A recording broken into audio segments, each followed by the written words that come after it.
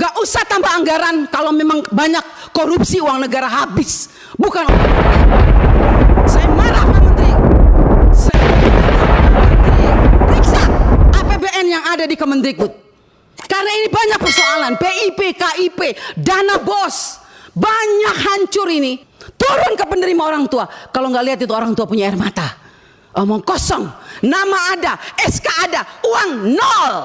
Berikutnya dari Demokrat, silakan Bu Anita. Baik, terima kasih pimpinan dan Pak Menteri dan jajaran yang saya hormati. Pertama-tama kita semua mengetahui bahwa ada kekurangan anggaran ya 15 triliun. Tetapi kalau menurut saya mari kita koreksi diri. Kenapa ini terjadi? Jujur sama diri kita sendiri. Anggaran yang sudah diberikan begitu banyak tahun 2024 apakah sudah digunakan dengan baik atau tidak? Jangan kalau dikurangin kita sedih, tapi waktu dikasih banyak kita tidak menggunakannya dengan baik. Kenapa saya mengatakan tidak melakukannya dengan baik? Karena sampai hari ini Pak Menteri berulang kali saya katakan bahwa masih banyak persoalan terhadap realisasi anggaran dan penyerapan anggaran APBN itu ke daerah, baik transfer daerah, itu banyak persoalan. Mau masalah guru, sampai sekarang guru P3K yang sudah lolos P3K sampai sekarang belum dikasih SK. Provinsi NTT belum, mereka belum terima SK. Kedua, guru-guru daerah terpencil masih banyak yang belum terima juga tunjangannya. Ketiga, banyak bangunan-bangunan sekolah yang masih terbengkalai padahal dari 2021 anggarannya. Saya sangat kasih contoh, di Kabupaten Kupang ada 17 sekolah bangunan yang dari 2001 sampai sekarang tidak terselesaikan. Mau lagi, kita lihat lagi. Dana-dana PIP. Nah, makanya kemarin saya mengatakan bahwa kalau KPK memberikan rekomendasi kepada Kemendikbud, harusnya Kemendikbud sadar. Karena apa, kami ini Dewan, kami sudah bilang setiap rapat, banyak persoalan, lakukan pengawasan, laporkan kepada kami. Tapi kami tidak pernah didengar. Ya kan? Akhirnya sekarang KPK memberikan rekomendasi, baru seakan-akan Kemendikbud kayak kebakaran jenggot. Bahkan kami anggota pemangku kepentingan mau diatur sama Kemendikbud untuk melakukan verifikasi oleh dinas. Loh, Anda sebagai kementerian mau nggak dilakukan verifikasi sama dinas? Jangan suruh dinas, jangan suruh apa yang kita usulkan harus dilakukan verifikasi oleh dinas.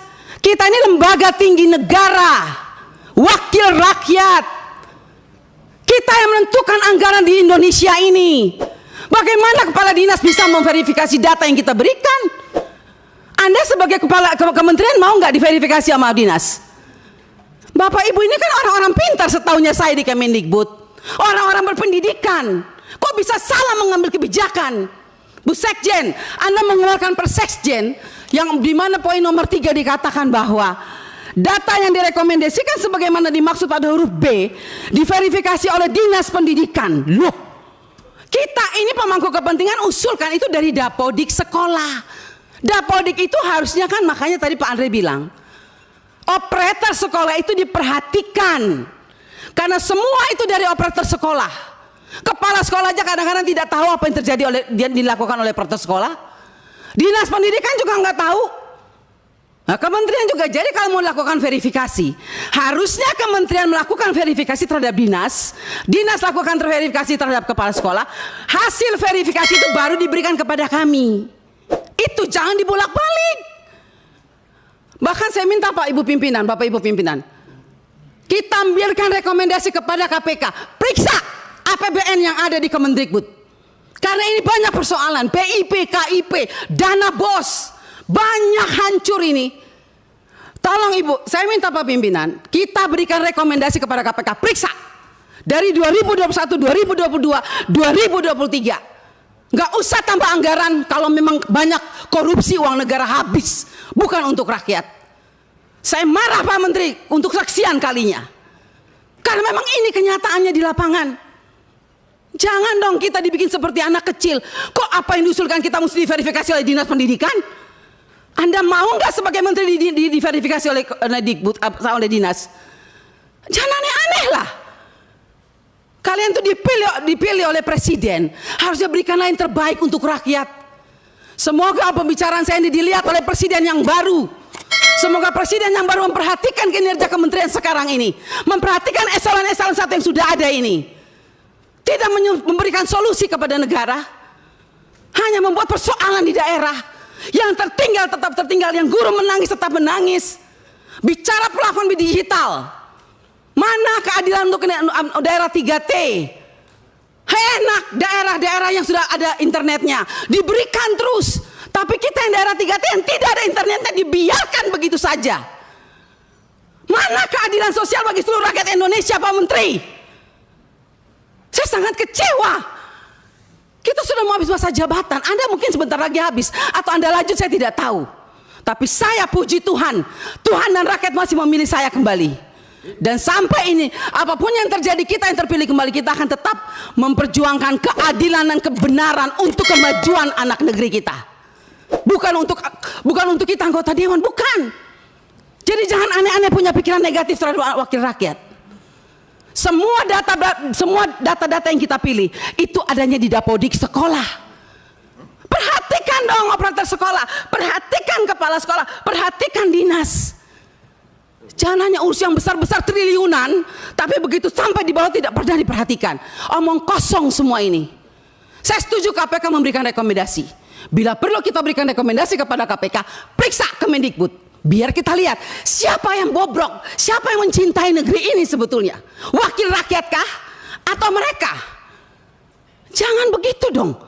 Bikin Persekjen memalukan, Bu Sekjen. Ya iyalah, Anda jangan senyum.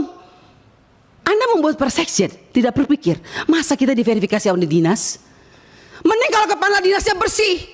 Kalau kepala dinasnya justru yang mencuri uang PIP, bagaimana Ibu? Saya mau tanya sekarang, jawab.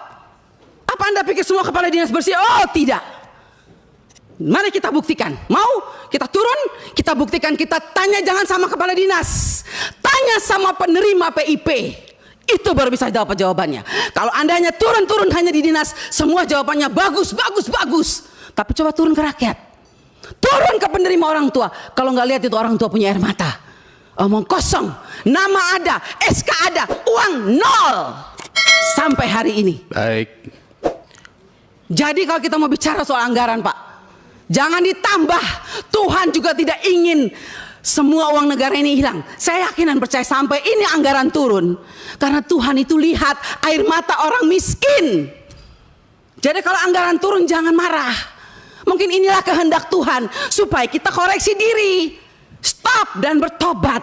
Kalau mau lihat bangsa ini baik dan lebih maju. Terima kasih pimpinan.